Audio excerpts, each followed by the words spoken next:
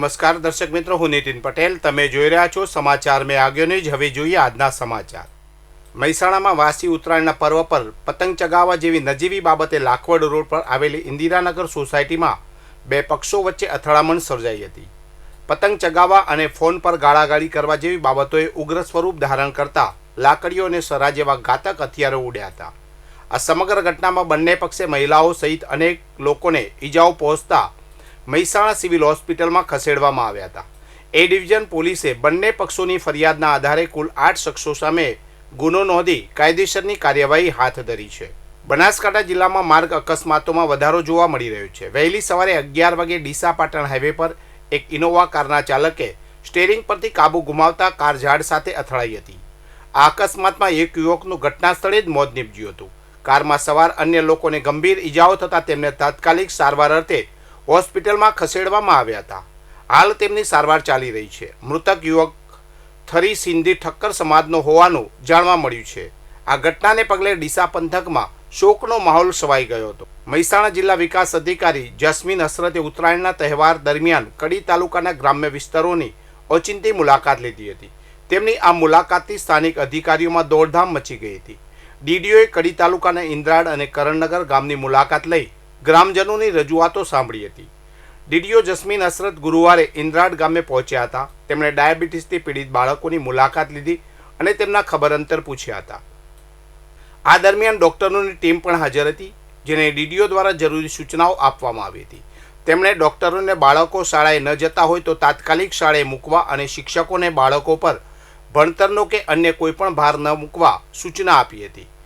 ગ્રામજનોની આ રજૂઆત સાંભળીને ડીડીઓએ તાત્કાલિક ટીડીઓને પ્રદૂષણ વિભાગને પત્ર લખી જાણ કરવા અને કાર્યવાહી કરવા સૂચના આપી હતી. આ ઉપરાંત ડીડીઓએ ગ્રામજનો અને અધિકારીઓ સાથે વિકાસના મુદ્દાઓ તેમજ પ્રધાનમંત્રી આવાસ યોજના બાબતે પણ ચર્ચા કરી હતી. વિસનગર શહેરના પટણી દરવાજાથી માટેલ હોટલ તરફના માર્ગ પર સોકડું નાળું વાહન ચાલકો માટે મોટી સમસ્યા બની ગયું છે, જેને કારણે વારંવાર ટ્રાફિક જામ થાય છે. શહેરમાં આઈટીઆઈ ઓવરબ્રિજ સહિતના વિવિધ બાંધકામો પ્રગતિમાં છે. આના પરિણામે મુખ્ય માર્ગો પર અવરોધ સર્જાતા વડનગર અને ખેરાલુ તરફથી આવતા મોટાભાગનો ટ્રાફિક પટણી દરવાજાથી માટેલ હોટલ તરફના આંતરિક માર્ગ પર વાળવામાં આવે છે. ખાસ કરીને બપોરના સમયે જ્યારે રેલવે ટ્રેન પસાર થાય છે અને ફાટકો બંધ થાય છે ત્યારે આ માર્ગ પર વાહનોની લાંબી કતારો જોવા મળે છે. આ માર્ગ પર આવેલું સાંકડું નાળું ટ્રાફિક જામનું મુખ્ય કારણ બને છે, જ્યાં સામસામેથી આવતા વાહનો એકસાથે ફસાઈ જાય છે. વાહન ચાલકોમાં શિસ્તના અભાવે ઘણીવાર વાહનો સામસામે આવી જતા રસ્તો સંપૂર્ણપણે બ્લોક થઈ જાય છે.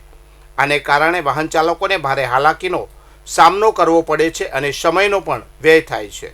મહેસાણા જિલ્લાના ખેરાલુ તાલુકાના પાંછા ગામે વ્યસન મુક્તિ અને સંપૂર્ણ દારૂબંધીના અમલ માટે એક મહત્વપૂર્ણ ગ્રામસભાનું આયોજન કરવામાં આવ્યું હતું. ગામના સરપંચ અને પંચાયતના સભ્યોની જાહેરાત બાદ તમામ સમાજના યુવાનો અને વડીલો મોટી સંખ્યામાં રાત્રિના સમયે એકત્રિત થયા હતા. આ બેઠકમાં ગામના આગેવાન વિનુભાઈએ જણાવ્યું હતું કે ગામને નશામુક્ત બનાવવા માટે તમામ ગ્રામજનોએ એક અવાજે બોહેધરી આપી છે.